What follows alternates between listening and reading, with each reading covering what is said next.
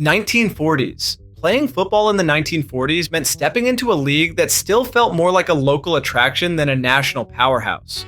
Rosters were thinned out by World War II, and many teams had to merge just to survive, like the Steagles, a temporary mix of the Steelers and Eagles. The passing game was barely a factor, with quarterbacks attempting fewer than 15 throws a game, and most offenses stuck to bruising runs right up the gut. Leather helmets offered little protection, so every hit rattled the bones. Stadiums were small, fields often muddy, and players were barely paid enough to support themselves, with many holding second jobs in the offseason. Games were slow, low scoring, and brutal, with bodies flying around in scrappy brawls rather than polished plays. But this era also set the foundation for modern football. Coaches began experimenting with formations, defensive fronts became more organized, and rivalries started to brew. It wasn't glamorous and it wasn't easy, but it was raw, unforgiving, and just the beginning of what the NFL would become in the decades ahead. 1950s. The 1950s marked a turning point for professional football. The passing game finally started to come alive, led by quarterbacks like Otto Graham, who dominated with the Cleveland Browns and introduced a new kind of balance to offense. Paul Brown revolutionized the sport by creating detailed playbooks, using film study, and treating football with a level of precision it had never seen before. Helmets finally switched from leather to plastic, which offered slightly more protection, but also encouraged harder hits. Defenses had to adjust as receivers became a bigger threat, and new stars like Doak Walker and Frank Gifford gave fans household names to rally around. The league also began expanding its reach through television, and suddenly, football wasn't just a Sunday afternoon pastime, it was entering people's living rooms nationwide. Scoring climbed, strategies grew more complex, and players had to adapt to a faster, sharper brand of football. This decade wasn't just about surviving contact anymore. It was about mastering schemes and stepping into a sport that was finally starting to look like the NFL we know today. 1960s. Playing in the 1960s meant stepping into a league at war with itself. The NFL faced a new challenger, the AFL, bringing colorful uniforms, wide-open passing, and bold personalities. The rivalry between the two leagues was fierce, as both competed for players, fans, and legitimacy. Stars like Johnny Unitas gave the NFL its first true superstar quarterback, while Gale Sayers dazzled with explosive runs that felt ahead of their time. The AFL countered with Joe Namath, a brash signal caller whose swagger captured national attention. This was also the decade of the very first Super Bowl, a championship that would decide which league reigned supreme. The defenses were still rugged, but offensive creativity was starting to take over, especially in the pass-happy AFL. Travel increased, stadiums grew larger, and television broadcasts spread the sport to every corner of America. For players, this era meant you weren't just battling opponents. You were part of a cultural tug-of-war that defined the future of football. And when the leagues finally merged, everything about the game changed forever. But what came next made things even more brutal. 1970s.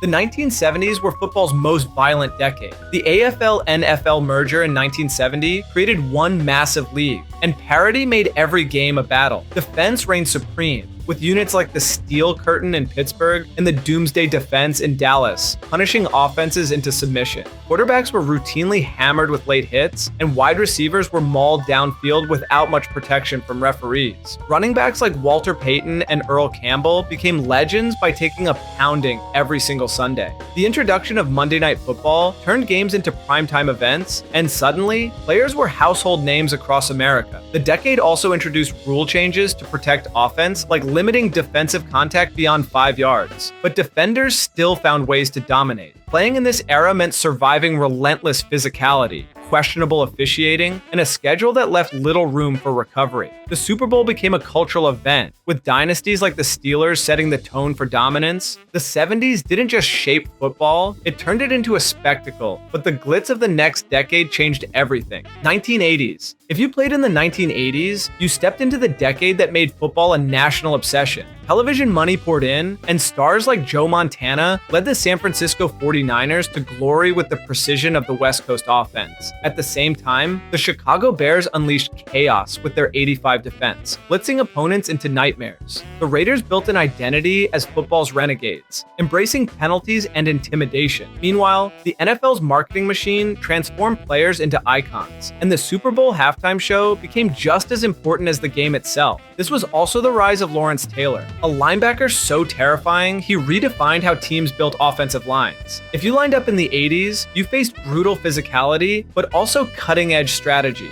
The sport was becoming entertainment, but that didn't make it easier. Travel was punishing, recovery science was non-existent, and every week felt like a war. The 80s made the NFL larger than life, but the 90s raised the stakes even higher, especially when one man began to dominate the spotlight like never before. 1990s. The 1990s were the decade of dynasties and legends. The Dallas Cowboys ruled the early years, powered by Troy Aikman, Emmitt Smith, and Michael Irvin. The San Francisco 49ers still loomed large, while John Elway finally broke through with the Broncos at the end of the decade. But this wasn't just about offense. Defenses were still savage, and teams like the New York Giants and Baltimore Ravens showed just how punishing the game could be. This was also the most physical era the NFL has ever seen, where brutal hits weren't just tolerated, they were celebrated. Brett Favre emerged as a gunslinger who could win or lose a game with a single throw, and Deion Sanders became the ultimate lockdown corner with flair to match his skill. Expansion teams like the Carolina Panthers and Jacksonville Jaguars gave new fans reasons to care. Jerseys, sneakers, and highlight tapes turned players into cultural icons. But first, only cool people are subscribed to this channel, so hit that subscribe button before we go any further, because the 2000s brought an entirely new kind of dominance. 2000s.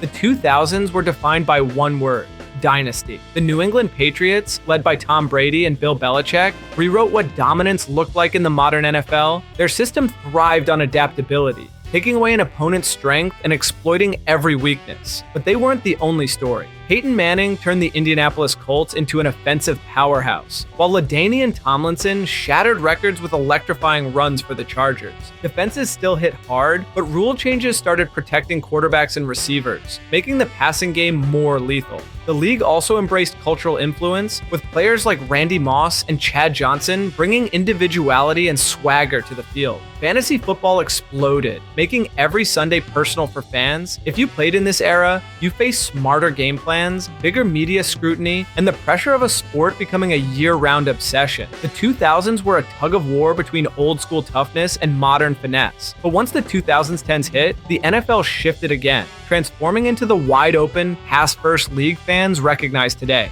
2000s 10s. Playing in the 2000s meant adapting to the passing explosion. Rule changes cracked down on big defensive hits, and quarterbacks took advantage with record-setting seasons. Aaron Rodgers, Drew Brees, and Tom Brady carved defenses apart with precision, while young stars like Patrick Mahomes and Russell Wilson redefined what mobility at the position could look like. Offenses shifted to spread formations and shotgun-heavy playbooks, forcing defenders to cover more ground than ever before. The rise of analytics also changed decisions, with coaches going for it on fourth down and embracing aggressive strategies. At the same time, the league leaned into fantasy football and red zone highlights, making explosive plays more valuable than ever. Defenses had to get faster, corners had to be smarter, and linebackers had to learn coverage or be left behind. The decade also brought social media into the mix, putting players under a microscope like never before. The NFL was changing rapidly, and by the time the 2020s arrived, the game looked almost unrecognizable compared to its brutal past.